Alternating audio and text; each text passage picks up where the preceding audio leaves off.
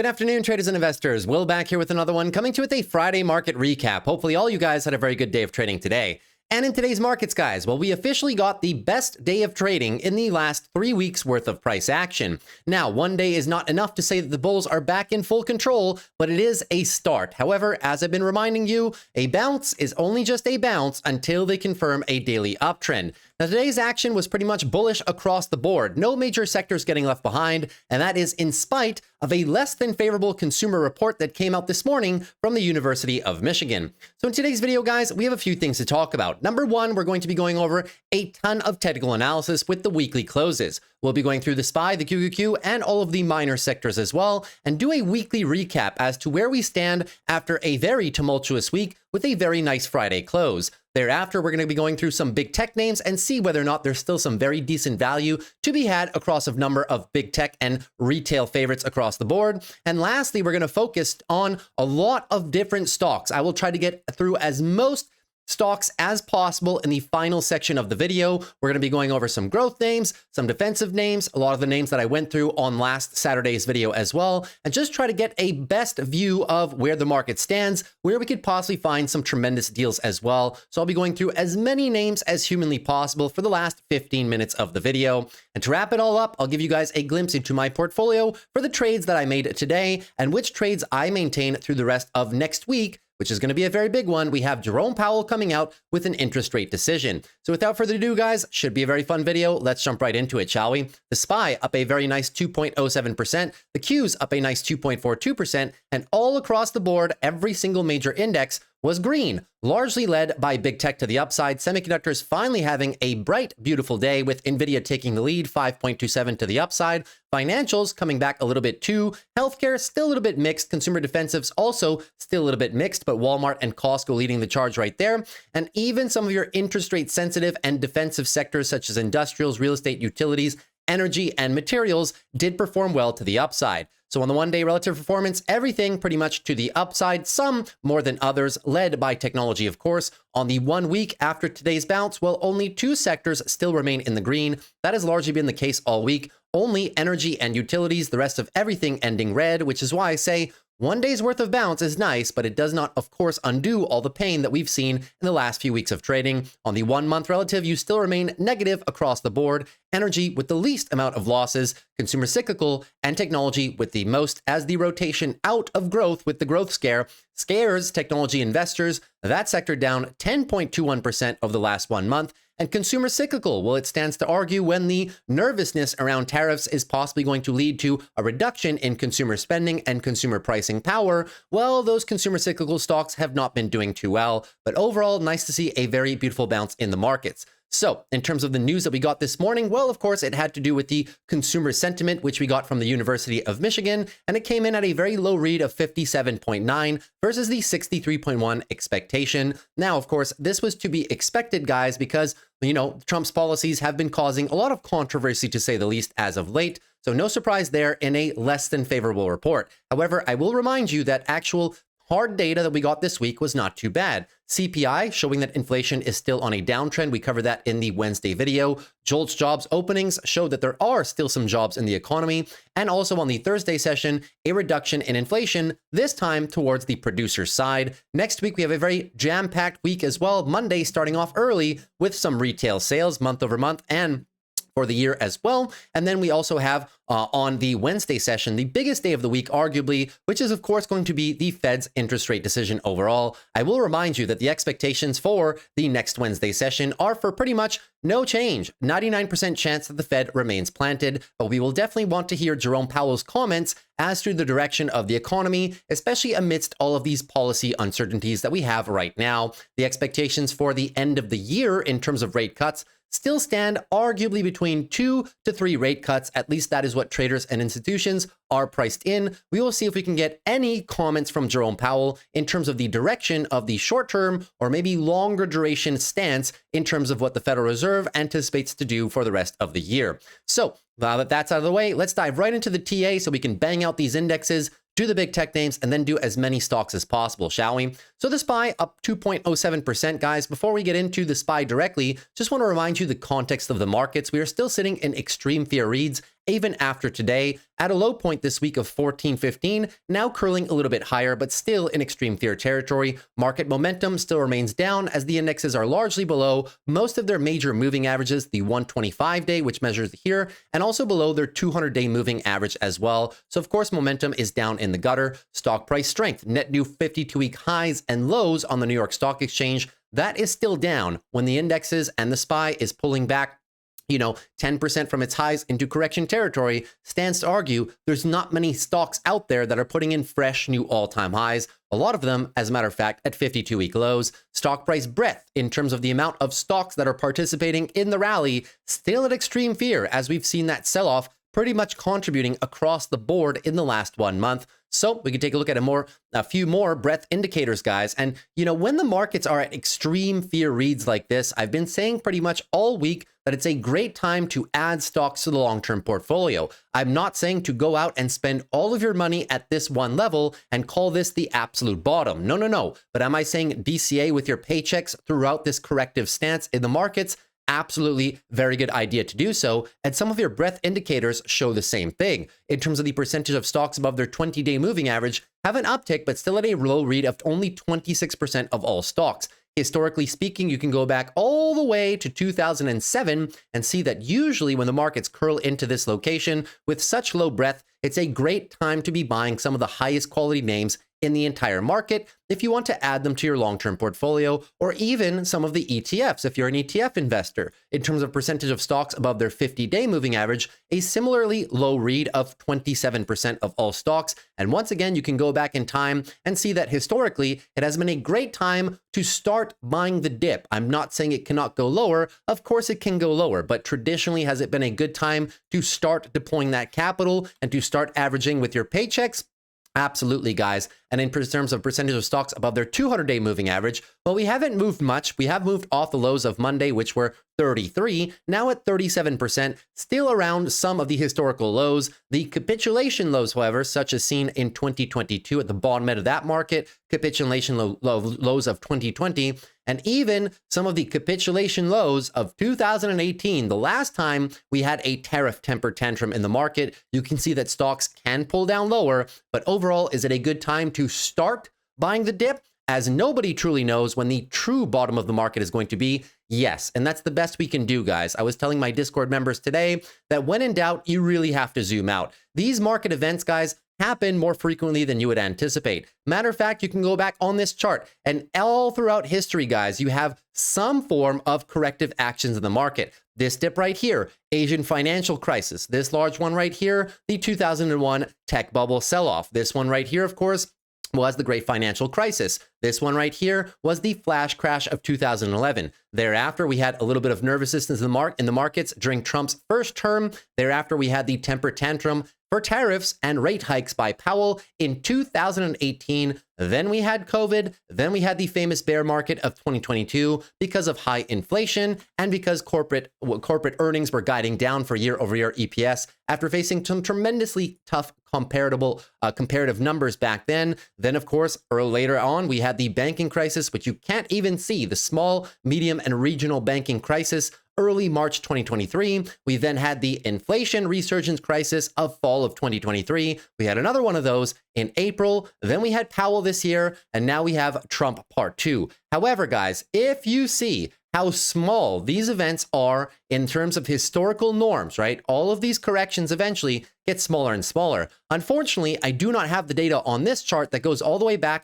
to 1929, but the chart would probably look very, very, very compressed if you were to take it all the way back there in terms of the S&P 500. Just letting you guys know, this market has been through a Great Depression, arguably one very large world war in the end of the 1930s and the 1940s. Then thereafter, we went through the inflation crisis of the 1970s. We went through the Vietnam War as well. Thereafter, in the 1980s, you had a few crises, namely the Cold War between the United States and the former Soviet Union. And then, of course, we had the crash of 1989 as well, which saw a lot of gains wiped off the table. And all of these events, the market has always been able to get through in history, which is why I remind you, if you have a long enough time horizon, you're investing for the next 5, 10, 15, 20 years. Eventually in that time, do you guys not think the markets are going to be higher 10 years from now in terms of where they are today? Maybe the markets will be somewhere up here, and these tiny little corrections will look like tiny little blips in history that you will also be able to reference and say, you know what? I should have bought here during COVID. I should have bought during the bear market of 2022. Does it matter if you bought here or here or here? Well, yes, maybe in terms of total ROI to get the maximum efficiency, but in the grand scheme of things, guys, right? It is a beautiful time to be buying when the markets embark into corrective territory because of any possible news catalyst that may be thrown after you, right? Everybody always wants to be buying dips. However, when the dips actually come, nobody wants to buy. It's my impression that people want dips, but they forget the psychology of what happens when the market does have dips. Do you guys think that the market has corrections when times are good? Just because stocks have ran too much, the markets will just randomly pull back 5, 10, 15%? No, there is always something, a catalyst that will make the markets go into that correction territory, and it is always synonymous with uncertainty. When it starts to happen, people call for the absolute floor. The SPY is going to pull back 40, 50, 60, 99%, and all of our stocks are going to go to zero. Now, obviously, I'm exaggerating, but just to prove a point here, guys, when you are wanting dips, when this whole time throughout the rally, coming into last month or December, you're saying the markets are too high, all the stocks are too high, I wish there would be a dip. Well, when the dip comes, we should be buying because we know that the dips are always associated with uncertainty. Every single one of these 10% pullbacks on the indexes or more are all associated with an event at the time where people thought it would go lower and lower and lower and never possibly recover. And we know that since the 1920s, the markets have always recovered as the wealth needs to go somewhere. And most often it always goes into the markets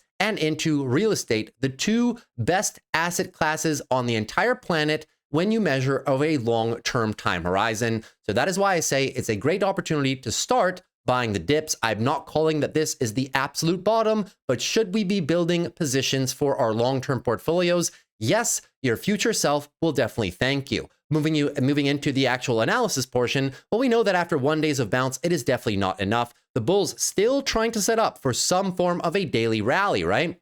Lower higher set right now at about 597 on the S&P. So we're going to need a heck of a bounce. When you're talking about a heck of a bounce, you need to see at least a 50% retracement, which would be about 573.75, all the way up to a 618 retracement, which would roughly be 580. If the bulls can get that size of a bounce together, they have a very good chance of possibly recapturing the daily uptrend. Because at this point, a V-shaped full recovery is highly unlikely, especially due to the fact that the tariffs are ongoing, and we have a whole new batch of tariffs coming April the 2nd as well. So the next 1.5, maybe 2 months could be somewhat volatile and tumultuous in the markets, but I'll take you guys through this 1 day at a time. As for now, we are watching for the size of the bounce. If they only get up to the 200-day EMA, which is this green line here, it would be a 38.2% bounce, and then roll over from this high, well, the bears have a very good chance of attacking these lows again or possibly be going lower. So overhead resistance right now, first stop, 200 EMA, 570. Then you're talking about 575 up to 585.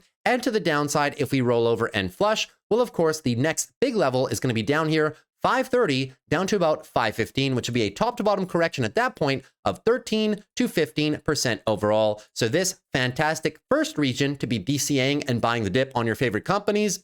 And in the event we find ourselves down here in the months of April, May, or even June, this will be another fantastic opportunity. But in all reality, you shouldn't really be trying to time it. Nobody knows if it's actually going to go down there. Not me, not Warren Buffett, not Peter Lynch, and probably not any of you. The best we can do is make the best educated guess overall, but you should just be doing a DCA approach as the markets drop, because these are the times that, in hindsight, in a few years' time, when we've moved past all of these all of these volatility catalysts, in a few years' time, you will be very happy that you bought the dip overall. Moving into the Qs, 2.42% to the upside. Moving down, daily downtrend is still very pronounced. Looking at 512.79, the lower high, same analysis, need to put in a heck of a bounce, 50% up to 490, which coincidentally is the 200 EMA, and just above is the 618 mark, which coincidentally as well is the next big area of resistance, 494 up to 500. Now, in the event we bounce lower than that, it gives the bears a very good chance upon a rollover to retest these lows and possibly even go even lower. If that is the case, we are heading all the way down here, $450 down to roughly $430, which is the big levels that we achieved back in August and September. You see it best on the monthly timeframes, rejections from this level, and this was the most recent highs and the 26 EMA on the monthly QQQs. Moving into financials now at this point in time, 2.32% to the upside. Nice little bounce on financials coming out of support. 48.32 down to roughly 46.80 is that support range. Now, 1 day's worth of bounce is not enough to say the bulls are back in control. We will monitor the size of the bounce. As of right now, only a 23% bounce. If we roll over from here, the likelihood of testing lows or lower are very high. And if we smash through these lows, we're coming right back down here, 46.16 down to roughly 45.40, which is the highs set back in the month of September, and the support lows set roughly a few months after that. You would want to see at least a 50% bounce up to $50 flat, or at best 50.5 on financials to really give the bulls the best ability to reset the daily uptrend and put an end to this weekly consolidation phase on financials, which has seen, unfortunately, a loss of the weekly uptrend overall, but still holding decently around support.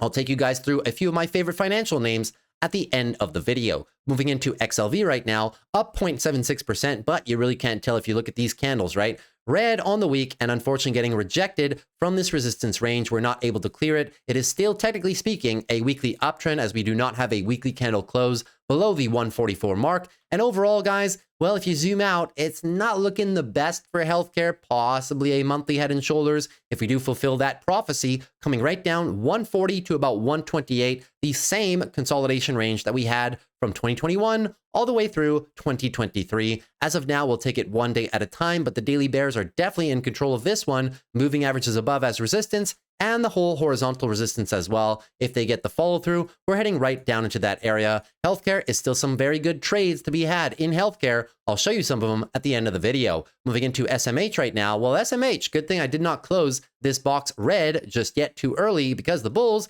came back and closed within it. After phenomenal rallies from a lot of semiconductor names out there, you can see this list right here. NVIDIA 5.27, Broadcom over 2, AMD almost 3, Qualcomm, Texas Instruments, Micron with a nice 6.23% day, and all of the names pretty much powering forward. Broad market rally there. The semiconductor index did catch quite a bid today. Now, who is still in control? Well, of course, it is your daily bears. The lower high is right here, 235.50, and now the bulls have a decent bounce underway, talking about a 618 retracement to the upside. That being said, if we can ever bounce a little bit more or even top out here, we do have a very good chance of resetting into a daily higher low and higher high. So any moves down at this point will be the bulls looking to set a higher low for possible further trend continuation. But until we set that daily uptrend, the speed and velocity is still definitely to the bears, as we are in a weekly downtrend, just anticipating possibly a lower high. You would really like to see them break above this whole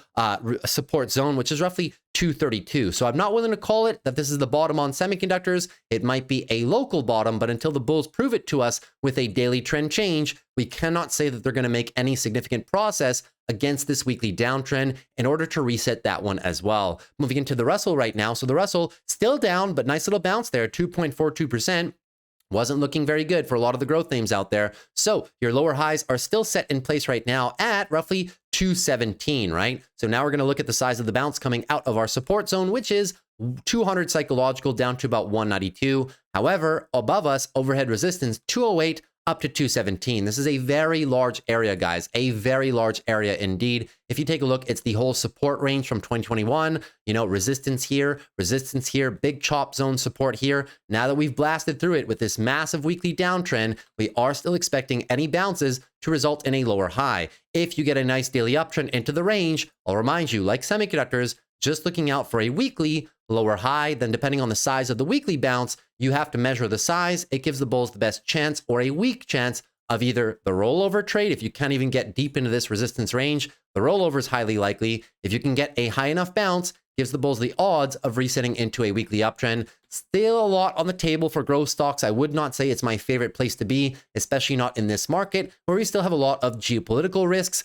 the tariff risks, of course, and just concerns to growth overall as the economy moves into somewhat of a contractionary phase, possibly as a result of all these policies throughout the next year. Those are your major indexes. Now for the Dow Jones, also a 1.65% bounce out of oversold conditions. And I forgot to mention, right? they've all bounced out of oversold conditions. SPY, QQQ, financials oversold. Healthcare was not oversold, but then again, they started quite high. Semiconductors not quite oversold, but a very high velocity move to the downside. The Russell daily oversold, and now even the Dow Jones bouncing from oversold conditions. That being said, the bears are still in full short-term control. The lower highs are here, 42,900. As of right now, the bounce size is okay for one single day, but barely above the 35% mark. You would need to get at least as high as 41,008, all the way up to about 42,100, which coincidentally is right around this 200-day moving average, and also into resistance 42.5 down to about 41.8. It's a huge zone, guys.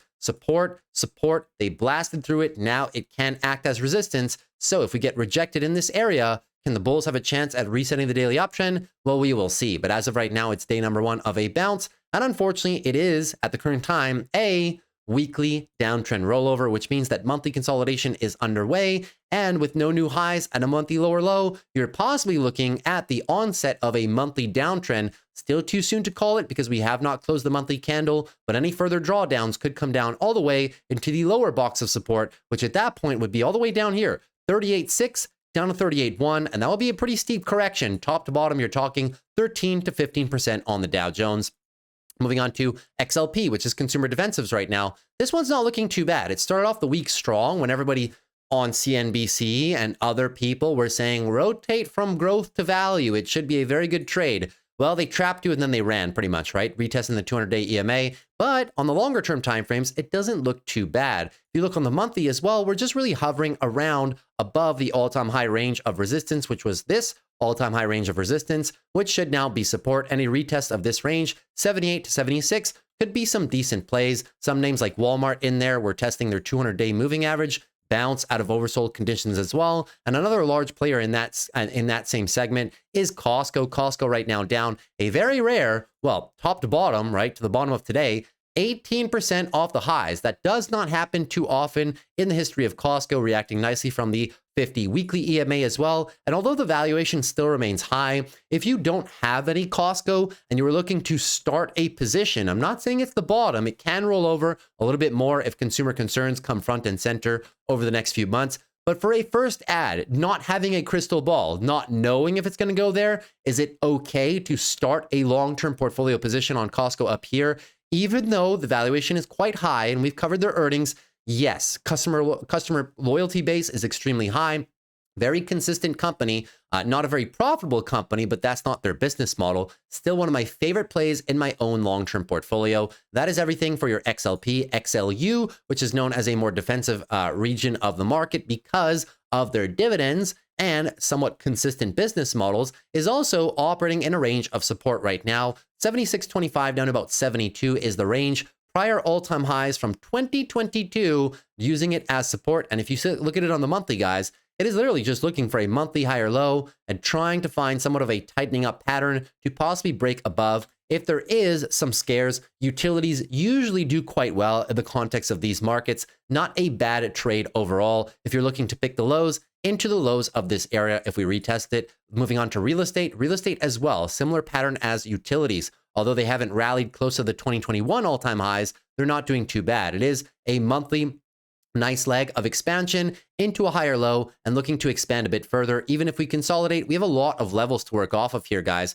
Look, support, resistance, and now support once again. Very strong level below us, 41.50 down to roughly 39. If we dip into it and you're not too sure which real estate company or which REIT to buy, well, maybe you may consider the index, as even the index pays a healthy 3.43% dividend. And with rates coming down through this year and next, that could possibly be a stimulative effect for most REITs out there in the market. And finally, energy, well, energy as well, bouncing out of its own respective range. You're talking at this point in time, guys, a range since 2022. Tightening up at the tops, not too bad. And I'll remind you as well, US oil is coming into a bit of seasonality of its own. So despite what's happening with the Trump administration, what's happening with Russia, you can just bank on the fact that oil, even throughout all of this stuff on a 20-year time frame, right? This is the average of oil seasonality on a 20-year time frame. In the last 20 years, we've had many geopolitical catalysts, many wars as well that have impacted the price of oil. But one thing's for sure, come spring and summer, when the agriculture starts,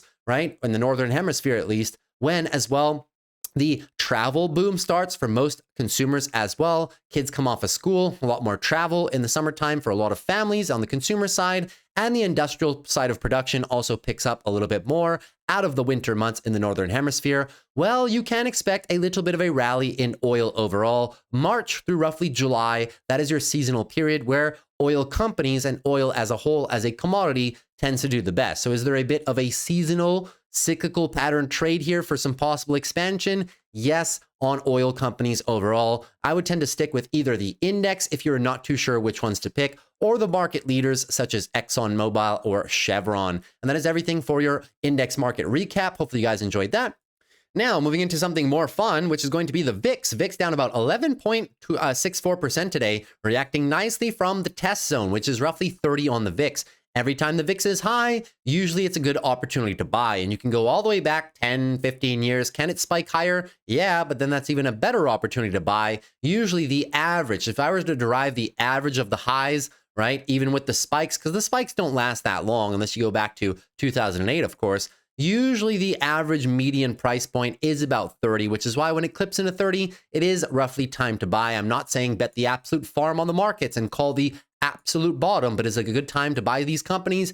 Absolutely. So the VIX now trending down. We will see what happens into next week as we move into Jerome Powell, but a nice move down on the VIX. So any people who are looking to buy these short VIX indexes, as I did as well with the Discord group at these lows, well, now you're starting to see a little bit of profits on these, inverse VIX plays, so not too bad there. In terms of yields, well, yields were up today because usually yields move in the same direction as the markets. The bonds tend to move opposite, of course, but the yields, I'll remind you, we are still looking for a follow-through on a daily downtrend. If you break these highs, 4.32 on the 10-year, you're going into daily uptrending pattern and still looking for a weekly lower high to fulfill the prophecy, guys, the head and shoulders. So any moves up might just be looking for a lower high and then to lower low. We will see what happens if the markets are going to pressure the Federal Reserve into cutting rates faster, which would accelerate the move on yields to the downside. Of course, 20-year yields, same concept, looking for the weekly lower high into possibly lower low flushes. So we will see what happens. The yields are obviously a very, very complex trade, but on the 20-year yields, resistance area stays put. 4.7 up to roughly 4.77% on those yields. And bonds, conversely, we've had a nice move down, daily downtrend on the bonds. I did pick arguably some of the lows yesterday to start some leap contracts on TLT because overall, I mean, say what you want, right? But rates are coming down either way. If the economy dwindles into some form of a recession, the rates are going to come down faster. But even if they don't, the rates will be coming down over the next 2 years. I gave myself 2 years worth of time on those leap call contracts on TLT. I still think it's a very decent trade. This is just the inverse of yields. You're looking for the inverse, head and shoulders with the weekly higher lows and into possibly expansion. The next area of resistance for the TLTs, 94 up to roughly $96. And moving on to another thematic trade, which is going to be gold. Gold breaking up above the highs, now clipping into 3,000. Daily uptrend, clear as day right now. MACD seems like it also does want to curl. Is it a good buying opportunity for gold right now? Well, you're kind of chasing, right? Buying things at highs never really works out as planned. What the actual trade is going to be here is possibly a retest of previous highs. If you're looking for entries, that would be roughly 29.50 down to 29.15. That being said, if we do come down below here for a swing trade, the levels are as follows. Retest, stop goes below 28.82, because if you flush that, you lose the entire daily uptrend and might just be going into a longer weekly consolidation phase on gold. If we're looking for any short-term swing trades, that is the pattern that I would follow. On the monthly time frame, I'll remind you, we've had a tremendous rally on gold for the past few years overall, but still, we are monthly overbought conditions. Gold looking a little bit like Palantir. Moving on to lastly, guys, Bitcoin, before we get into stocks.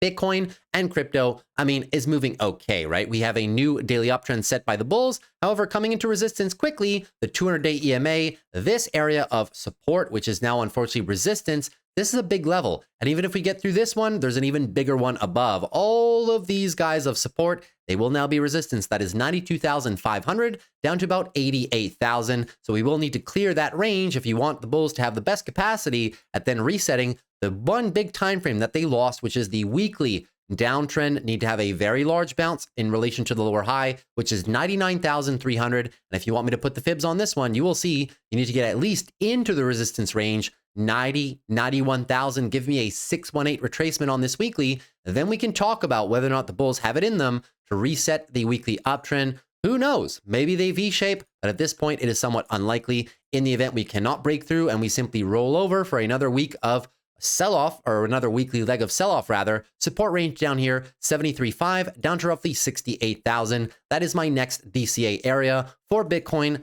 considering the fact that I have a time horizon on Bitcoin that I'm holding long-term, at least for the next 3 to 5 years, for the next leg of the expansionary cycle. And the rest of crypto, same thing. Although you see some very nice bounces today, all these bounces can get undone as soon as they were made in the event that Bitcoin cannot set a decent daily uptrend and cannot reset into a weekly uptrend. So I will still remain very patient on buying into any altcoins, Ethereum, Solana, and whatnot, until Bitcoin can give me a new weekly uptrend and show us that the bulls have enough confidence to set the monthly higher lows and go for that leg of expansion. But if you ask me, it's probably not going to happen before a lot of the geopolitical macro events really start tapering back on the volatility. Bitcoin is really an asset, a risk on asset that needs clear skies ahead of it if it really wants to fly. Now, moving on further, guys, we'll now take a look at our big tech names and then dive into some of the swing trades, of course. Moving on to Apple. Apple up 1.82%, but unfortunately for Apple,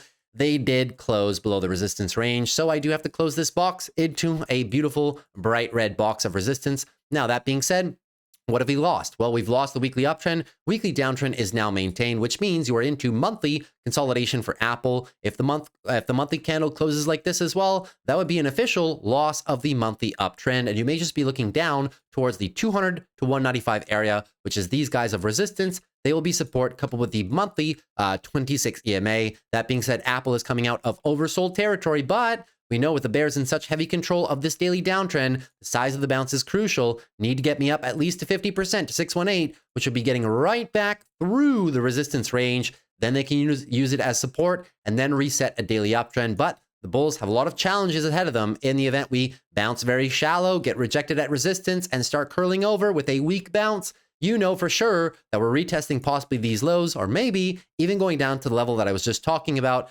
200 down to 195, where I myself would be a little bit more interested in picking up some Apple shares due to right now the valuation, even at 213, not being that good, guys. Still sitting around a 3 peg, very low free cash flow yield, and somewhat very low, arguably, revenue growth, especially in relation to Apple's historical revenue growth. Moving into AMD right now, well, AMD, apparently, there's nobody left to sell this stock because even though the markets were absolutely crashing and dying this week, AMD's been holding a somewhat of a 2-week range, right? Maybe the short sellers are just out. And at this point, people who are willing to sell are also out of the trade. You still need to break above 102, though, to set a confident daily uptrend in motion. And we are reacting nicely from the overall support range, 112 down to roughly 97. We have not lost that one, but still a lot of work for the bulls to do. Sweeping weekly downtrend, which is clear as day. So even if we do get a daily uptrend, I'll remind you what the purpose of a daily uptrend is going to be. Need to get as close as possible to 116, which is your weekly lower high. If you can get me a 50, 60% bounce, we can then talk about the bull's ability to reset into a weekly uptrend and attack the 120 to 130 range. So a lot of work to do for the bulls, but if you are a long-term bull on AMD looking for the expansion of the company at a very attractive valuation with very high growth rates and expanding margins, right? The thesis is as follows. There will be expanding EPS at an incredibly fast clip the next 3 years as they move more into data infrastructure, data center infrastructure, expanding that revenue as well. Arguably, the best 3 years in the company's history are still ahead of it. So if we are buying any shares down here, we have to let that thesis play out at least for the next 12 to 24 months. I'm not saying it's going to go like this in 6 months, guys. It might just be a long process, but could we be forming a local bottom here between $100 and $80? Quite possibly, at least the valuation supports us at least giving some form of a bid to this stock if AMD is something that you like. Moving on to Amazon right now, Amazon reacting beautifully from one of its own support areas, which is down here, 196 to about 184. Closing still within it, but bouncing nicely on the day today. But we know that Amazon has to clear the high of Wednesday, 201.25, which, funny enough, is the 200 EMA, which will be acting as short-term resistance. Who's in control of this chart? Obviously the bears. Daily downtrend, lower high is set. Higher low, now you need to the expansion for the daily uptrend, and only then can we start measuring the size of the weekly bounce? Because we know the bulls have lost this weekly uptrend. Now you need to get at least a 50% move, which would be all the way up here, 217, if you want to talk about the bull's capacity to reset a daily uptrend. When you have moves like this and you lose the weekly uptrend, look, historically, it'll show you it takes a very long time to reset a weekly uptrend, let alone go for most recent highs. So we will take this one day at a time. I'm still a very big fan of buying Amazon at these levels. The valuation does support some expansion at only a 1.5 peg, very decent. And look how fast they're still growing revenue and EPS while having an extremely solid AWS business. And also while the forecast for at least the next 3 years is extremely strong. Some of the best EPS expansion in Amazon's history will be had over the next 4 years worth of time, and revenue as well, going to be possibly almost $1 trillion in 2028. Moving on to Google now at this point. So Google also up 1.75% today, reacting nicely from its own support area, as a matter of fact, which stands right now between the areas of 175 down to 163. You see it most clearly on the monthly time frame, where the bulls reacted nicely, rejecting these lows and closing within them. Overall, not looking too bad, but the damage has been done on the daily time frame overall. Daily downtrend is clear as day. Your most recent lower high is still all the way up here, 176.56. You'll be looking for a bounce, then need to change the daily uptrend, and only then can we talk about the bull's ability to recapture a lot of this weekly time frame and reset into a weekly uptrend. I'll remind you from back here, it takes a long time to recapture, and if the bounce is too shallow, you run the risk of rolling over, flushing these lows, and coming right down to 154, down to roughly 142, which is pretty much the highs of 2021. Resistance a lot in this area as well. So let's call it 153, down to roughly 140, this whole little pocket right there. That would be extremely juicy for a company that's only trading right now at a 1.23 peg with a 18.5 forward price to earnings. Super cheap, more cheap than the SPY, expanding revenue and EPS very nicely. And I'll remind you, Google, although it does have its problems in terms of competition in the ad space, in the search business as well, right? Talks of it losing its moat, talks of the Department of Justice breaking it up. Well, look at all this EPS expansion, guys, through 2028, revenue expansion as well. I think Google is a fantastic company with fantastic net margins, great cloud revenue growth, and extremely outstanding free cash flow, which allows them to buy back a lot of shares. Big fan of first buys here on Google. And if it drops even more, I'll go even heavier. Moving on to Meta right now. Meta with a nice bounce, 2.87% to the upside. But we also know that who's in control here? Well, it's the daily bears. Lower high is set at 631 into resistance, which is 632, down about 618. Thus, these guys right about down there. Now, if the bulls cannot get it done and change this into a daily uptrend and break above this resistance range, well, we're probably heading a little bit lower, and that lower area is the bottom end of support, 565 to be exact, which is all of these players from all the way back there. On the weekly time frame, Meta is one of the only tech stocks that has not officially lost the weekly uptrend. Them and Netflix, with the weekly higher lows being planted, equal lows 588. So is a V-shape on Meta possible? It's possible, but it's unlikely. When you have a 100% engulfing move, the best chance that the bulls have is a two-step recovery process, similar when they lost the range right here with a big flush. Look how long, guys, it takes back to get a weekly uptrend, right? Even here, when you hit equal lows, arguably, right? Huge engulfing move. Look how long it takes to get back the weekly uptrend. It will be at best a two-step process.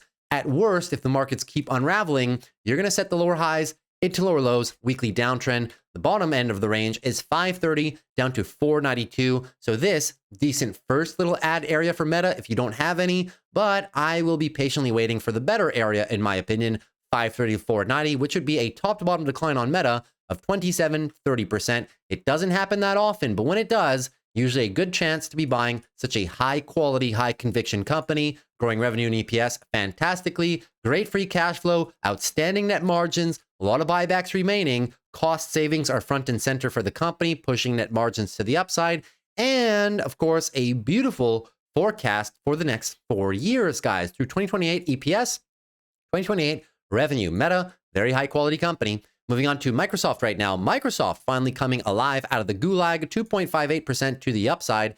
And Microsoft now setting a new daily uptrend in motion. Equal lows, equal highs. So high, low, bit of a higher low, right? Daily uptrend is now set. We will now be looking, can the bulls persist into this daily uptrend and maybe start attacking this weekly level. I will now gladly turn this box red because it deserves to be a resistance range since the weekly candle closed below it. This will not be an easy area to get through, guys. Huge support for a year. Now it will be resistance. So weekly downtrend is still fully in motion. I'll remind you what needs to happen. They need to get a nice bounce out of the way up to the closest possible to the 418, which is your lower high. I'll remind you of the Fibonacci levels too. You need to get at least as high as 397 to about 402 if you want the bulls to be able to do a two-step weekly uptrend recovery process. Because at this point, one single straight shot through resistance, somewhat unlikely. Is it possible? Sure, anything's possible, but somewhat unlikely. If we get rejected at this resistance range, talking about 393 up to roughly 405, if you get rejected and start curling over, the weekly bounce will just not be enough, and you may just retest these lows or even lower, which is support, which is 378 down to 363. Fantastic, fantastic, fantastic location to be buying one of the most solid companies on the entire planet, guys. The valuation at 380 is not that high at a 29 forward price to earnings. It's rare to find Microsoft trading below a 30 forward price to earnings. They usually always trade somewhat rich because of the quality of their balance sheet and because of the quality of the consistency of their earnings growth and the quality of their revenue growth as well. Moving on to Netflix. Netflix also catching a bid today, 3.13% to the upside. Moving overall, guys, Netflix not moving bad overall is what I meant to say. Daily downtrend, of course, is pronounced. The lower highs are set right now. If you break the highs of the Wednesday session, that will officially be a new daily uptrend and also getting back above the confines of this range of resistance, 935 to about 900. All of these guys there, still resistance and the moving averages. So it could be a bit challenging for the bulls. And in the event you cannot get it done and flush the lows again, well, you're just going to be looking for a bit more weekly consolidation, the extent of which can last into the 827 before you find a next level of support. After such a large sweep down by the bears, guys, it's going to be very tough for the bulls to just 100% V-shape this, right? You're talking about a 78-80% retracement. The best chance the bulls have, similar to Meta, is a two-step recovery process. The worst case scenario is, of course, the lower high into lower low rollover. I gave you the level. That is level number one. And if push comes to shove and Netflix really gets taken off the top, you're probably heading back to test the 12 EMA, which is around the $800 range, still in monthly overbought conditions. Company is a great company, guys. The valuation at 860 when we were at the lows this week, I was telling you it was a decent bid. First bid, though, because can we come down and look on a 3-month time frame? It's ran a lot, right? Can we maybe come down over the course of the year? Talking about max pain, worst case scenario, can we come down to 700, 600? Yes, but is it a good chance to be buying it in the mid 800s? First bid, DCA through the max pain levels? Absolutely, especially if Netflix is something that you're looking to hold over the next 5, 10, 15 years as they continue being the absolute dominant player in the entire streaming landscape. Moving on to NVIDIA at this current time, up 5.27% on the day, and the daily MACD right now is also curling over. Now, NVIDIA has had one of the best bounces. Its bounce did not only start today, its bounce is now 3 days in motion, and overall recapturing some of the move. The lower high is set at 135, and as of right now, the bounce size is quite adequate, guys, talking about an over 50% retracement and closing marginally above the 200 AMA, a little bit too close to call. That being said, overhead support is 125 up to about 133, the same area the bulls had resistance from for a long time in late 2024, breached beyond it, used it as support for similarly roughly 3 months, and now we are still in the confines of a weekly downtrend. However, got to give it to them, reacting very nicely from that support range. And this entire week and last week, I was telling you guys, short puts at the lows in the $100 to $90 range were money, and they were money for anybody that took them as well. Very nice bounce on the markets, guys, for NVIDIA, but too soon to call, right? I need to see a daily uptrend formation for us to say, okay, the weekly bounce is officially underway, because if we just fade next week, this is just the continuation of a weekly leg to the downside, right back into support. But as of right now, it's a great first step. Now we need to see step number 2, give me the daily uptrend, challenge the resistance range, and then we could talk about the bull's capacity to reset the weekly uptrend thereafter. But at a 115, which was what the price, a lot of times this week, it was trading at a 1.1 peg. This is the cheapest you've seen NVIDIA at least in the last year, if not more, of trading as this PEG ratio has come down, as the company has significantly, outperformed in terms of their EPS, right? Every single quarter outperform on EPS, and that EPS will be increasing steadily for the next 4 years. Revenue said to increase as well over the next 4 years, tapering off into the end of 2027. I will agree with you. It's a rounding off, but still, I went lower than Wall Street's expectations of EPS growth, and it's still, even if I took some growth off the top, it is still trading at a very fair valuation in light of the growth of the next few years. Moving on to Tesla right now, catching its own bounce today, 3.86% to the upside. Not yet a daily uptrend. You would need to break the highs of the Tuesday session, which stand right here, 251.25. We are almost there, but not quite, right? Now, if you do get the daily uptrend, you are met with resistance almost immediately, 258 up to 300. Going to be a challenging area for Tesla to get through overall. We know it's been a sweeping daily downtrend for roughly the past 3 weeks. You can see this on the chart, 7-8 weeks in a row of weekly slides, weekly downtrend overall. So we know that any bounce, even if the bulls can get the daily uptrend into support, I'll leave this here at 300. Look how small that would still be in the context of this declines. Even that would only be a 38.2 retest, which doesn't give the bulls the best chance of resetting a weekly uptrend, but it's a start. And that is if we were to achieve 300, right? As a whole, I need to see how they react to this resistance range, because if we top out at any point before 300 and start rolling over, meaning the daily uptrend would look something like this, and then the roll loss of it, well then most likely, guys, we're going to re-challenge these lows or possibly even retest this support range, which stands at 220 down to 200. A little bit too volatile for me for any swing trades, because of course it's tied into a lot of the political narratives right now, as Elon Musk has his attention right now away from Tesla for the most part and is now diving into politics, which has been hurting the stock overall. What goes up really fast sometimes comes down really fast, and we're now sitting at the exact same prices since before the entire election rally. And now moving into Palantir. So Palantir up 8.31%, not the worst day of performance for Palantir, right? 8%, we'll take it, but still, it doesn't look like much, right? When you're used to seeing these massive legs to the upside, even an 8% day looks like a tiny little candle. Who is still in control? Well, it has to be your bears, still in the context of a lower high at $90. Looking for a nice bounce though, if you put the fibs on this, right? If you want to recapture the trend, this now at this point in time is a 78% bounce. This gives the bulls a great chance if the move tops out soon, or I mean, it can go for the full V shape, right? That's always a possibility. If it tops out soon, we'll be looking for a higher low and a daily uptrend change. The support area below us is 84 down to 77. The bulls have done a great job of defending this in the last few weeks of trade. It was resistance for a while, earnings blasted through it, and now we're testing it to the downside. That being said, the weekly damage is done. We have still the weekly uptrend, got the higher lows in, but same thing as Netflix and Meta, yeah? When a stock pulls back 78%, the likelihood of an absolute V-shaped recovery is somewhat unlikely, right? More often than not, you're looking at either a tightening range and an accumulation phase and then going for it, or at best, a two-step process of recovery.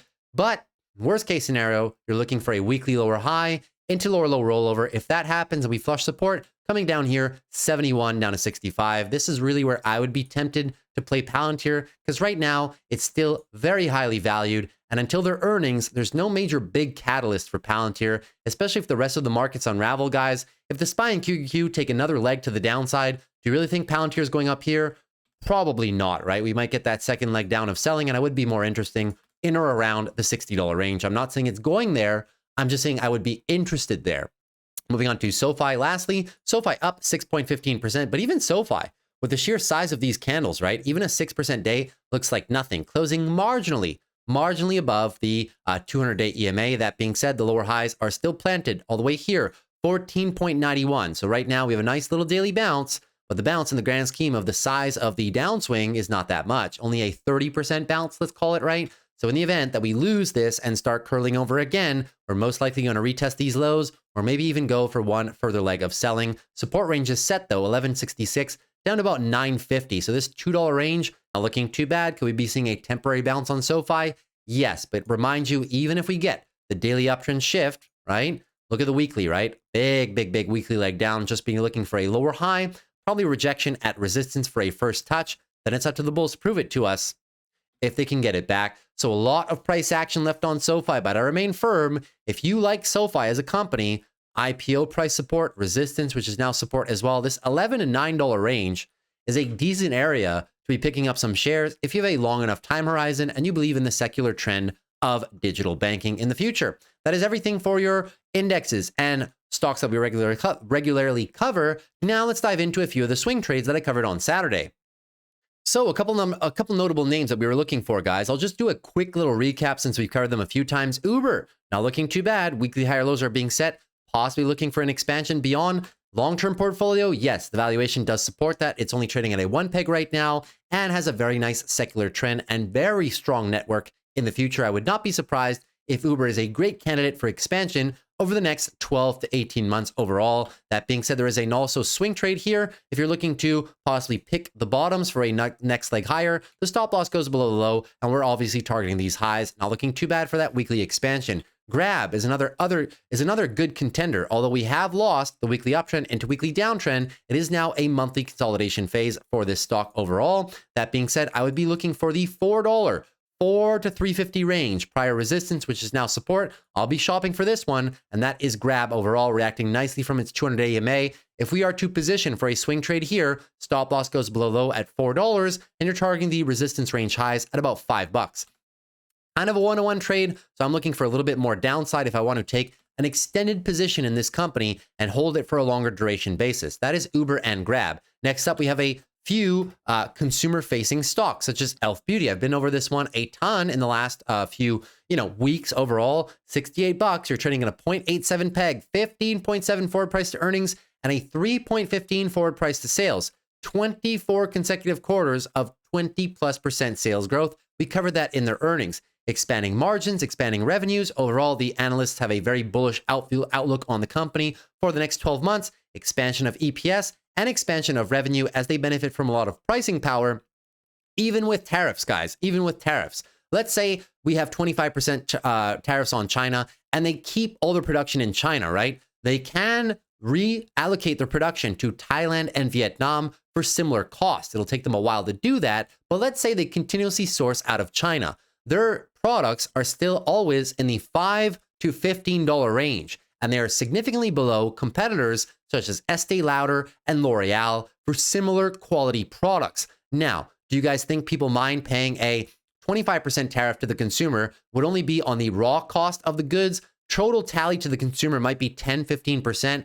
Do you guys really think that someone buying lip gloss, would they stop buying lip gloss if the price goes from $9 to $10? If the Estee Lauder and L'Oreal competing products are at 20, probably not, right? Their viral marketing strategy is also very good. Down here, from the low 60s to the $50 range, very good area for a long-term portfolio for buys, in my opinion, and I have added a few shares myself. Moving on to Nike, another consumer-facing stock. They have earnings next Thursday. That being said, if after earnings, they somehow go back down into the lower 60 range into 50s, this will be a long-term position buy for me. Nike has had its host of problems. It's currently turning around, and a great turnaround story. They have a new CEO focused on bringing the wholesale partnerships back, focused on innovation, and focused on the athletic partnerships, which made Nike one of the greatest brands in the world for a very long time before execution problems and a strategy shift really started ruining a lot of that momentum. Down there, very decent. And even right now, guys,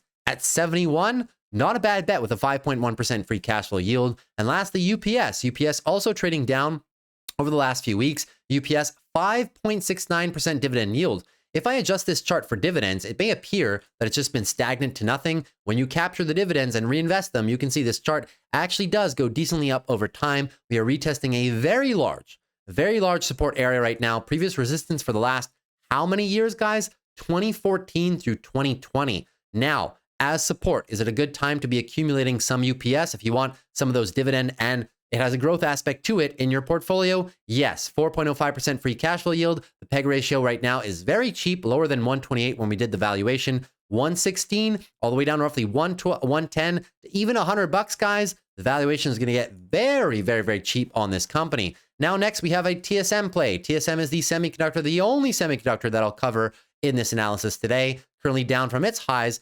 24%, still looking very strong in the add area of 170 down to 157. You're talking about a valuation right now of a 1.14 peg for all of this growth. And is TSM a very consistent company? Well, I don't know. I'll pull up the fundamentals and you tell me. EPS expansion for the next 4 years?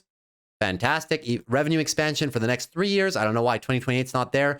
Fantastic. And this is a product company, right, with a command on the market share for what they do. A product company pumping out consistently high net margins of 35 to 40%. Still one of my favorite semiconductor plays that has been selling off as of recently, as now the valuation does support any and all bids. Moving into some financial plays, guys. Well, financial plays, you guys know me. I've been accumulating some of the financial data players such as SPGI, big downswing, 13% off the highs, coming out of daily oversold conditions into fantastic support, which is 482 down to 458. Why so wide of a range? I'm glad you asked. It's the highs from late 2021, using them now as support. Fantastic area for a fantastic company. The valuation is not the cheapest, I will admit that. Why is it not the cheapest though? Well, because this company is extremely consistent, kind of like Costco. There's the average analyst price targets. Here's your EPS expansion, and here is your revenue expansion phase as well. A lot of refinancing for debt over the next 3 years. As rates come down, I think SPGI will be one of those winners.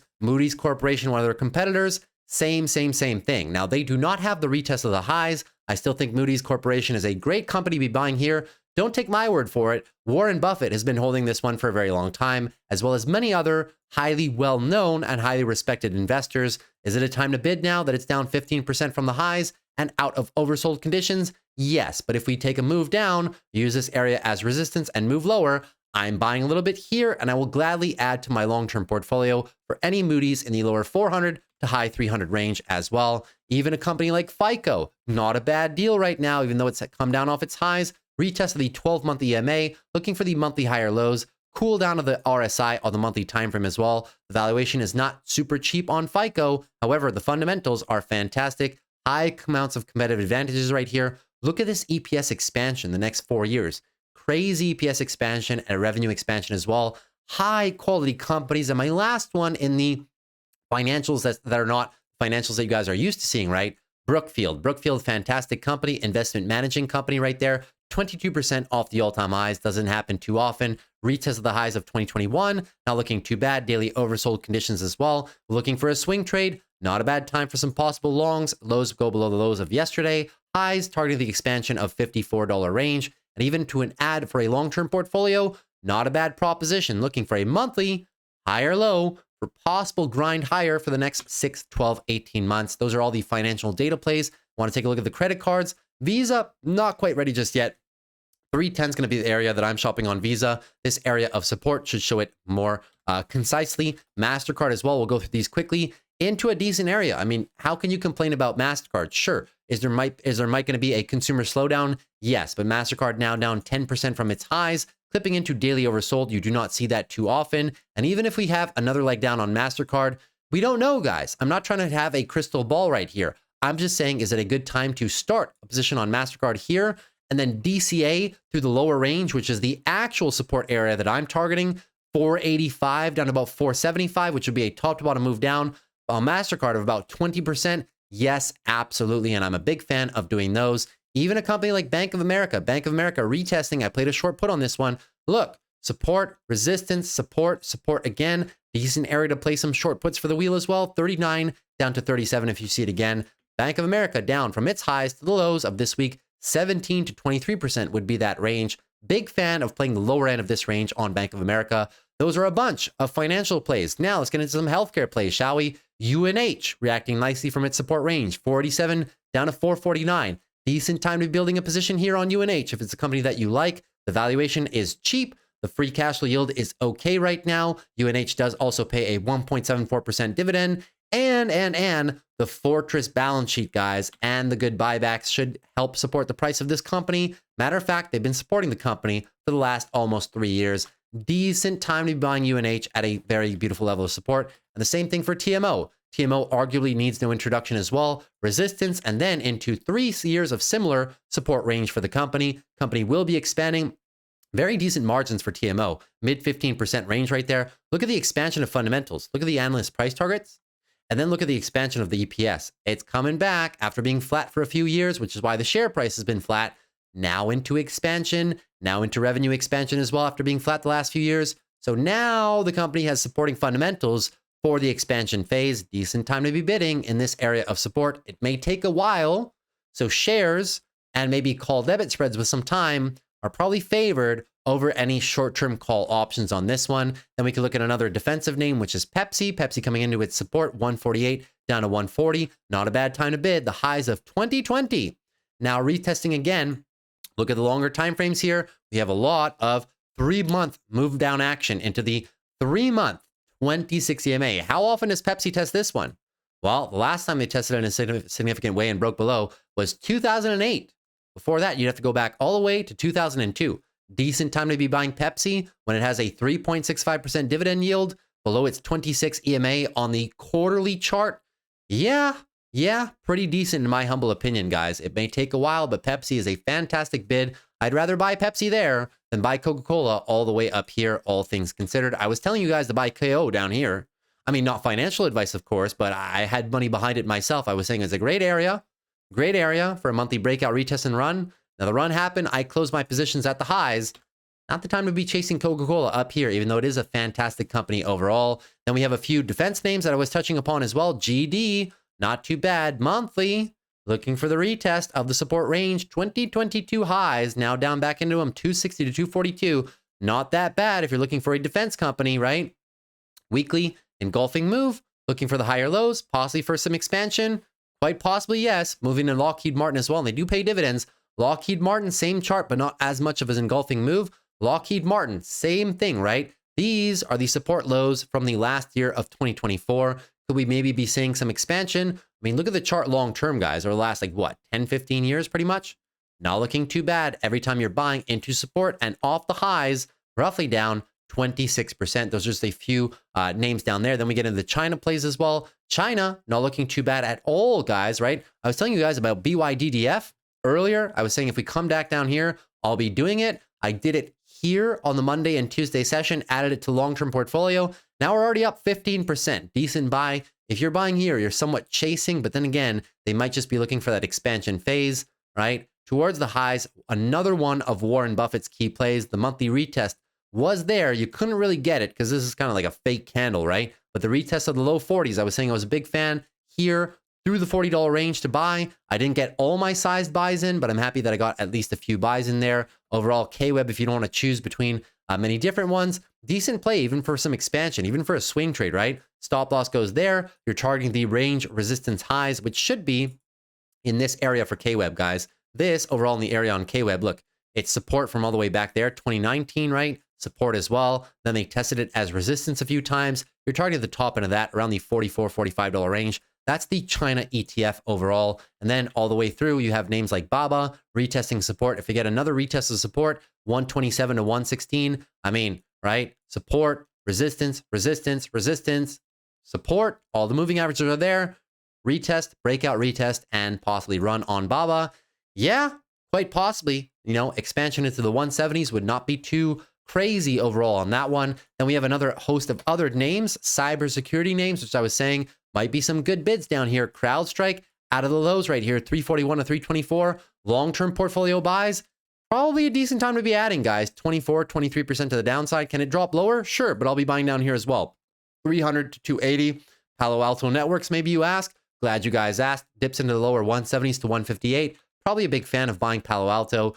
Palo Alto, no stranger to gains. If you take a look here at the EPS expansion and the revenue expansion, solid for the next 4 years and solid revenue expansion as well. Should be trending higher, but in these market environments can be a little bit volatile. We already touched upon Walmart and Costco. I'll do it again though. Walmart for me, guys, 80 to 70 bucks. Why? The quarterly chart has the key, right?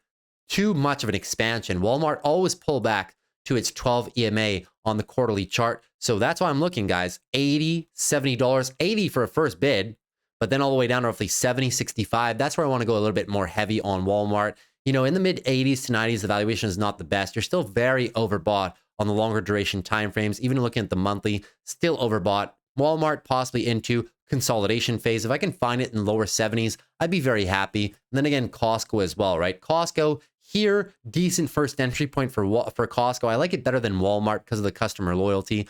All the way roughly down through the $800, $700 range. DCA, build a position on Costco, and then come back in 5 years and tell me if it was a good opportunity, right? And then lastly, we covered a couple of real estate names, which are O Realty. O Realty, if you see any dips back down below here, $52 to $50 range. Not a bad company, 5.77% dividend yield. A lot of support for the last few years, and even a company like Vici, right? I'm not going to go through all of them, just the ones that I highlighted. Vici, maybe a retest of the $31 to $30 range. You know, decent area, right? Support, resistance, resistance for the stock as well. Fair value gap into that week right there. And now a bit of a retest of the moving averages. 31, 30 bucks, not a bad time to be adding to Vici in my humble opinion. So those are all of the swing trades that we were talking about. Still, a lot of the ones on my watch list right now for some expansion. I'm not really going outside of that list. I've honed this list down, guys, from hundreds and hundreds and hundreds of stocks that I cover on a daily basis, trying to bring you guys the best ones with the best fundamentals that are the best chance of recovering when we're through all this volatility. So hopefully you guys enjoyed that. Now, let's dive into my portfolio, shall we? Okay, so this is the YouTube portfolio, guys. A portfolio that starting in 2023 and 2024, I was running with $100,000. This year, to be more manageable and to be more relatable as well, I cut it to about $46,000 to start off the year. We were off to a great start to the year, and then unfortunately we got hit. Keep in mind, in this account, I was running 2-to-1 margin. So yes, we've round tripped all the gains. I'm always very transparent with my wins and my losses. Currently down right now, 9.86% year to date, underperforming the indexes after we, of course, have taken a few losses in the process of the last few weeks. And I've also deleveraged the portfolio. I was running 2-to-1 margin, and now we have cut all the margin, taken a few losses that were taking a lot of buying power, such as the Microsoft position. Now, of course, I have another high account balance account, right, in the mid to high six figures range, in which I am keeping my Microsoft assignments that I got in the $400 range. But I'll take you through the remainder of the positions and some that I closed over the course of just yesterday, as a matter of fact, as the drawdown on them was becoming a little bit, well, it's not that it was not manageable, it's just for the size of the account, right? I was running one large Microsoft assigned wheel position. If you take a look at the assignment tracker for the closes here, we were taking the Microsoft assignment at 415. Now, after several attempts to run the wheel strategy, writing covered calls, defensive covered calls, we were able to bring our average down to roughly $399. Not a bad job. However, I did cut the position at $379 yesterday. With all call credits received and the initial put credit premium received, we closed the loss at $1,000 overall. Now, keep in mind, the size of this account is only 40 grand, right? With all the remaining positions. So obviously with that Microsoft position, we were levered 2-to-1. The reason I closed it is not because I don't believe in Microsoft as a company. It's just because it was taking up so much buying power. And in this current market environment, I'm looking to get rid of the margin and just focus on cash positions. It also allows me to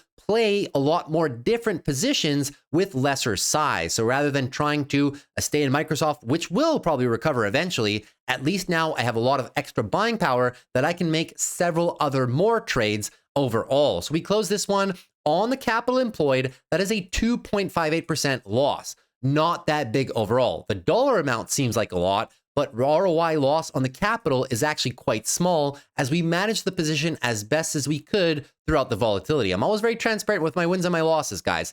Trade Desk is another one we closed at a loss, $960. You may remember I got assigned Trade Desk after their earnings at around $75 as I attempted to buy the dip. Now, unfortunately, the dip kept running, and good thing we cut it when we did just the other day at around $58. But the loss was significant, even after getting some put credit premium, running some defensive covered calls, minimizing the loss, we walked away with a loss of $960. This was a 13% ROI loss on the capital on the average cost basis. I closed the position to de-risk as it is not one of my highest conviction stocks.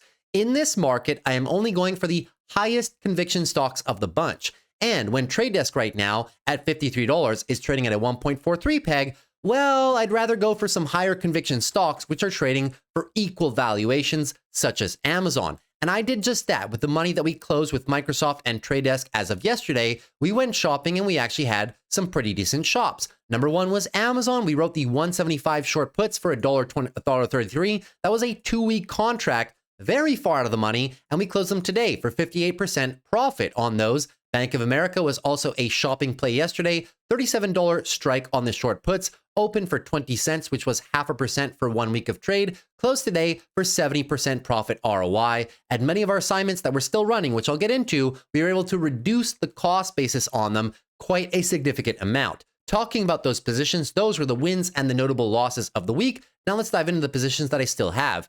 AMD calls, you guys have been seeing these for a while. We had them since the day of Jerome Powell, December 18th. We averaged down once on them, but we are now still down. Our break even is 1463, which probably is going to be AMD around 120. We'll see if we can get that bounce. A lot of time left on these contracts. We have an Amazon bull call debit spread, which I opened roughly around here just last week around the 195 range. Currently marginally profitable on these. These are for May. Bull call debit spreads 200 versus the 205s.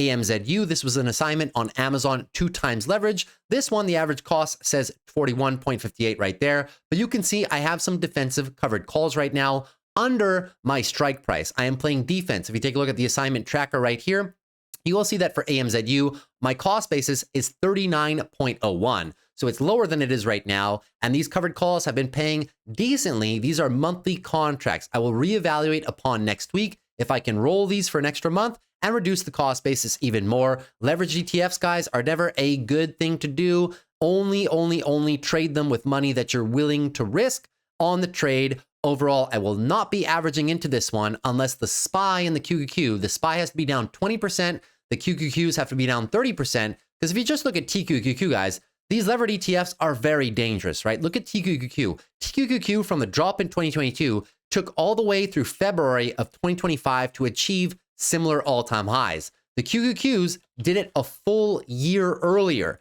This is the rule of percentages. When you come down too much, it's very hard to make back that loss. So overall, it's a very tiny position for me. Understood the risk going into it. Now we have to manage the position in a defensive way. But overall, we're not down as much money as it says here. It's actually a little bit lower, and we do have the capacity to continue running the defensive covered calls. But I do not advise anybody to play the 2 times ETF if you don't know what you're getting into. ARKG, we've round tripped a lot of gains over the last month. You guys probably saw we were up almost a 2x on some of these contracts. Round tripped all of those gains as the markets just fell apart. Huge move to the downside on ARKG, guys, like 26% move, round trip. But look at the time on these calls. One for June 2026, one for January 2027. Somewhat still manageable as positions. We'll not be adding to them just yet, but we'll keep those in the portfolio.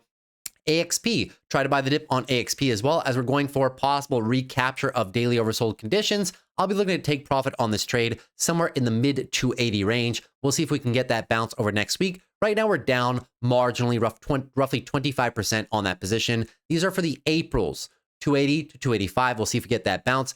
Brookfield, short put play in motion right now, $50 puts for next Friday. We will see if Brookfield closes above the $50 strike. If we don't, it's a fantastic company. I said I'm buying, so there you go. That's the buys. With our premium received, our average cost will be roughly $48.80, a very decent first entry for Brookfield. Elf Beauty as well. We still have these shares of Elf Beauty, got assigned at 71 after their earnings. We've been running some covered calls against them, and if you look at my assignment tracker, overall the average cost basis with this new covered call roll to next week is 61.83. So even if we get called away at 65, we are still making money. A lot of covered call premium into next week. I'm a big fan of playing this one as well. Ethereum, this one we got into a while ago, got assigned, and now it's too far away. We're roughly at $2,700 to be able to write our break even on ETH. I'll hold these. Overall, it's a very small position for me, but when you're down 50%, of course, every single one of these adds up. FICO, one share that I took earlier, we're currently slightly up on the position. I'll average into FICO if we drop to $1,200 to $1,400. For now, I'm happy just buying the dip. We bought this dip roughly 2 weeks ago. Now the stock is currently in its bottoming out process. Google, bull call debit spreads, 180 to 185. Those are also slightly underwater. We have until June. I'm just looking for Google to recover at some point in time into the $180 range. We bought these roughly back here. They were performing well for a while, and now they're slightly underwater. We'll see how this one goes. Very small. You see, guys, the long side plays that I'm doing are all call debit spreads. very small in this market, right? You don't want to bite off more than you can chew. We also have a Google assignment right here at 185 rather, that we got assigned after writing some covered call premium. You guys can see on the assignment tracker right here, we are now down to 179.06. So we're not that far away. We're not as much of a loss as we are, as it says right here, but still we are significant ways away. If Google comes up into the 170s, I'll be playing defense, writing some 175 covered calls to reduce that cost basis even more. This is a broken call debit spread. The Google June 180 leaps that you see right here, I am not down this amount of money. It says that, but this is a broken debit spread. It started as a debit spread, and as you can see right here, call debit spread, we closed the short side of the debit spread when it was roughly 50% in profit. Our average cost of this leap contract right now is 36.16. So it's not 42.53, it's 36.16. Now, admittedly, we are down. I took this off roughly in the 180 range, but it's all the way to June 2026. We'll see what happens on Google. Overall, you can see this was a covered call that expired this week, pocketing all the premium. I'll look for more next week on that one. Grab, we got assigned 200 shares at the $5 mark. Our average cost on those grab shares for the wheel strategy, at least, is currently sitting at roughly very small position, $4.63. You can see right now, we literally closed not quite there, but we're not down too much money. My next DCA on grab is between the $4 and $3 range. Very small first entry position for me. Intel, these call options that we bought at 347 when the stock was around 18 a couple months back, are now up 465 with the swap of CEO news. Not too bad. I had three. I closed one. I closed one at about $4.80 just the other day. So just taking some profits when I see fit, but I have a lot of time left on these contracts. I'll be looking to hold these two extra ones for some expansion of Intel. This is a new position for me. ISRG, extremely high quality company, guys. I'll go over it on a later date, but all you need to know is this company controls 80% of the market share of what they do. Average analyst price target, it looks a bit like Costco. Highly competitive business with a lot of competitive advantages, a very large moat, very tough for competitors to enter this market. And when I saw deeply oversold conditions the other day, I bought it here at 515 on the pop that day. But overall, I'm looking to build a position. My next average in is going to be 400 or below towards this retest of the 2021 highs. I don't know if it's going to get there, but if we go into heavy monthly consolidation, it's a company that I want to put in not only the trading account, but this is also a company that I started buying in my long-term portfolio. I've been waiting for a dip on this company for a while. Extremely high quality company here, guys. I'll talk about it more at a later date, but just so you know, I'm starting a position. So although we're down right now, it's just the start of a larger position. In the trading account, I'll probably look to go up to about 10 shares, but I'll buy more as the stock drops. KWeb, we still have two remaining contracts. We bought them for $4.64. They're up to about $7 right now. I'll keep this one through expansion as I have 2 more years available. Moody's Corporation as well. Started buying a little bit higher. I'll add into Moody's as Moody's drops. My next DCA for this one is going to be 400 down to roughly 380. Want to be buying those dips, but you can see with the profits that we kind of forfeited early on the year, when I had all these profits is when I started buying into these financial data companies because they were down. Now they've come down ever since. They've come down more ever since, but just to let you know, I am buying these companies even into the trading account, just looking to build ownership in some of these companies and then utilizing these as some of my buying power for the wheel trades that come thereafter. Microsoft bull call debit spread. This was an attempt made in December, and unfortunately these will end worthless, so that is going to be a loss. Always transparent with the wins and the losses. Microsoft 33 puts. This is a 2x leverage ETF bet as well. We got into this one for 86 cents a while ago, guys, like 3 weeks ago, and now they're coming possibly into our account to be assigned over the next this next coming week. MSFU 33 is my strike. It's about Microsoft 390. So if Microsoft can make it back above 390 before next Friday, well, we might not get assigned. But if we do get assigned, no problem. I'll run covered calls. Very small position for me overall. You see, I have a bunch of small positions, not committed too large, except for Google. But now you understand why I had to cut the big Microsoft, right? Because it was taking up too much buying power and I was using margin. And in this market environment, nobody should be using margin. It's just too volatile. Then after we have some Microns, we round tripped a lot of gains on these as well. We'll see what Micron does over the next few weeks. Nike bull call debit spreads into earnings, an earnings play. I'm willing to lose this $200. Very small bet for me. July, 75 to 80 bull call debit spreads, looking for expansion. NVIDIA, this was a play taken before earnings. As I showed you guys as well, I think it's in my lottery trade section, right? So whenever things are in my lottery trade section, you have to assume that the position can be lost. As I was saying right here, if I can find the NVIDIA call, where's the NVIDIA call right here? It's not here yet, but I'll find it. Yeah. Pure lotto. Don't do this if you don't want to lose any money. I repeat, do not do this if you don't want to lose $500 to $900. And losing $500, $900 is exactly what happened. It was looking for the NVIDIA expansion after earnings. Didn't happen. Then we got hit with the Trump factor. So now we're down. If NVIDIA pops anymore, I'll be looking to write some poor man's covered calls, recapture as much of this value as possible, and recuperate some of the loss. But suffice to say, you know, all these micro losses, they do add up. The reason you see so many losses here is because the gains have all been taken so far. Now it's all just a whole bunch of unrealized losses for the most part, right? Very diligent on taking my gains, and the losses, I'll let them recover. Where were we? I think we're at the QQQs. So QQQs, 515s. This was a lotto play as well for this week, looking for the bottom. It never happened. We went super small on these lottery calls. The 505 is another lottery bet for next Friday. 505 calls, looking for the bounce. We got into them for 42 cents. Even we got them at the low of the day, guys, after the Michigan Consumer Report. Still, they bled a little bit because the VIX came down. We will see if the markets can expand 2, 3, 4% maybe Monday, Tuesday into Wednesday. We might get a little bit of value on these. I'll probably look to close these maybe. If I can get a 2x, 70, 80 cents with a quick pop, probably going to close these. But it's a lottery trade, right? You bet very small on these lottery bets for the bottom recovery. SOFI, this is an assignment we got assigned at $16 on 100 shares of SOFI. After much management, look at our average cost now on SOFI, yeah?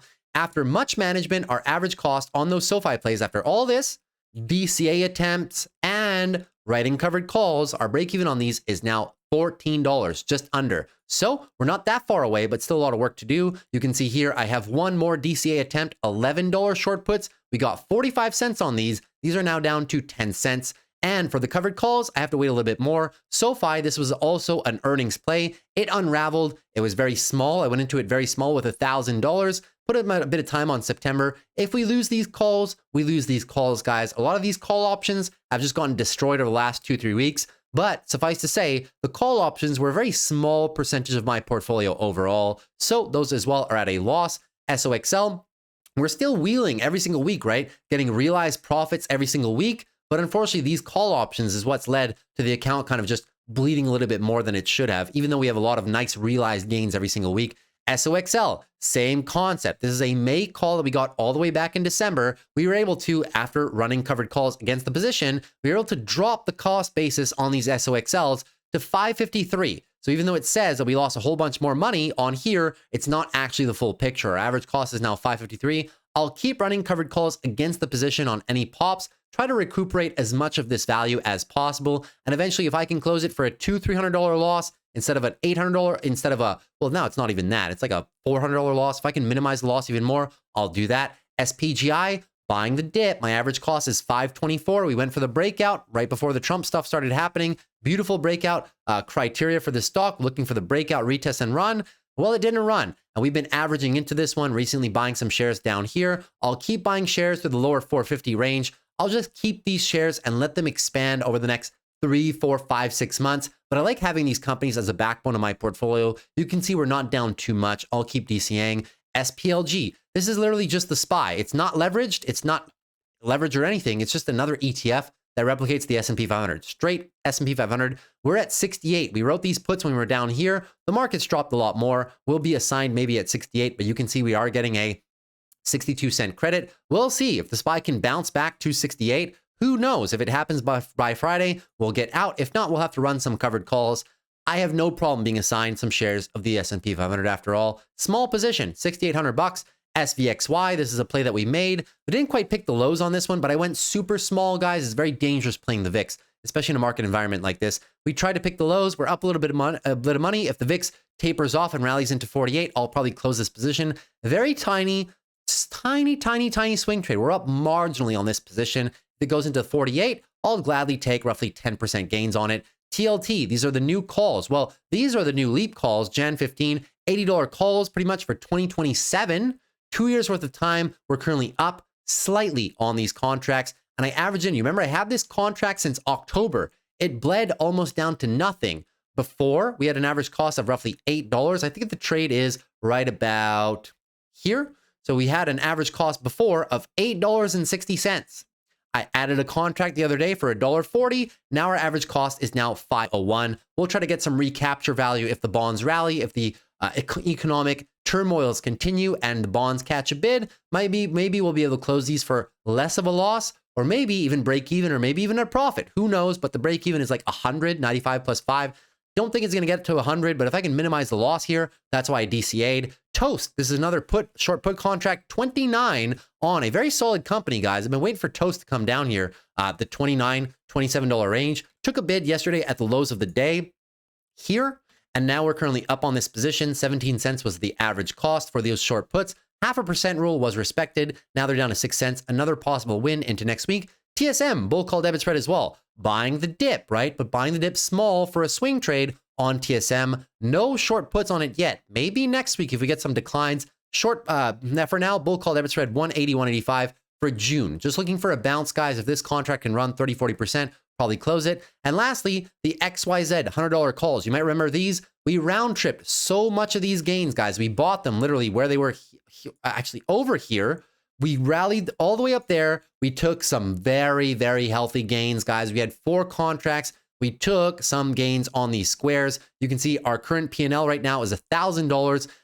In hindsight, it's very easy to say I should have closed all of them, right? I closed half the position. The position is now free. I'll just ride these into wherever they go, at least for the next roughly 8 to 9 months. If we get some recapture value on them, fine, but we're not actually down any money. We're up. This is a free trade right now. I'll just keep riding. So as you can see, the unrealized losses are still here. I'm still holding overall, guys. We are down for the year so far, but now we have a ton of buying power. We'll just do consistently what we always do. Run the wheel strategy and just let these companies come back and do their thing. A lot of these contracts have a lot of time on them. Not too worried at all. If anything, the buying power that we have for the wheel and our weekly wheel rotations bringing us between 0.5% and 1% per week, we should be able to just grind this account higher even throughout this volatility. So that is everything for today's video, guys. Hopefully you enjoyed it. If you did, consider dropping a like. Would appreciate it for the growth of the channel. Also, consider subscribing to the channel if you're new. Would love to have you back here. We do these videos every Monday to Friday after the close. And lastly, if you have any questions, leave them down below in the comment section. I'll be answering all your questions over the course of this weekend. And lastly, in the event that you wanted to join our Discord with a couple other 100 members who all have the same mindset of positioning for long-term portfolios, swing trading very carefully, very consistently, running the wheel strategy as well. The wheel strategy has been very profitable. You guys have seen me run it for the past 2 years amidst all the volatility at every single year. We grind it out. We take some drawdowns every now and then, but we are always in tune with the market, you know, de-risking when times are appropriate, putting our foots on the gas when times are appropriate. Right now, we're playing defense, and most of our positions are not doing too poorly at all, guys. We have a ton of buying power to continue playing the wheel strategy at all. If you want to be joining a like-minded community focused on long-term investing, compounding gains over time with a trading account and a long-term portfolio, then this might be for you. Here are all of the trades, guys. I'm always transparent with my trades. All of the trades since the inception of the Discord. Are there some losses every now and then? Yes, but here are all the wins, the green check marks, and the losses since the inception of the Discord. You can see fairly consistent overall. We do the wheel strategy, call credit spreads, call debit spreads, put credit spreads, leap options, long-term portfolio buys, share swing trades, and so many more strategies. Whether you have a small, medium, or large account, there's definitely something for everybody in there. We do private morning live streams where I go over my trades live, and also where I answer your questions on your stocks, your options, your long-term portfolios in real time. If you cannot attend, they are all recorded as well. You can ask me all your questions in our chat rooms too. I do private videos for the Discord members as well. Advanced level option strategies that I don't show on YouTube. How to grow a small account into a large account with consistent base hits depending on the size of your account. There's a lot of different strategies in those private videos, which members have been finding tremendous value in as well. And additionally, you also get access to all of my watch lists. Every single one of my watch lists, you get access to all my annotations on my charts. With the click of a button, you get to copy paste all of my technical analysis. And anytime I do annotations for any companies like these, over 100 companies, you get to copy paste all of my charts with the click of a button. So if any of that interests you, the link to the Discord is down below. And if not, well, I guess I'll see you back on the channel, guys. Pleasure as always. Have a good weekend. I will see you on the weekend for the top 5 options play on Sunday. Take care and peace.